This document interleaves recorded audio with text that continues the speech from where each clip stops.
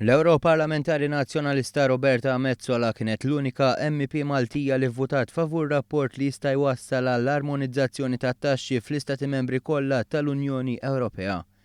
Dan il-vot ittieħed din il-ġimgħa fil-Parlament Ewropew fi Strasburgu. L-armonizzazzjoni tat-taxxi tkun ta' detriment kbir għas-servizzi finanzjarji Maltin. Il-politika flessibbli tal-Gvern Malti dwar it-tassazzjoni qed tressaq lejn Malta operaturi f'dan il-qasam li ammontaw għal 20% tal-ekonomija Maltija. Il-5 MEPs Maltin l-oħra votaw kontra dan ir-rapport li għadda b'maġġoranza kbira. Ir-rapport ġie approvat b'486 vot favur, 88 kontra u 103 astensjonijiet. Il-kap ta' delegazzjoni Laburista Alfred Sant enfasizza għala kienet jivvota kontra dan ir-rapport għall-armonizzazzjoni ta' tassazzjoni hija ta' teddida l-kompetittività tal-pajjiżi żgħar tal-Unjoni Ewropea.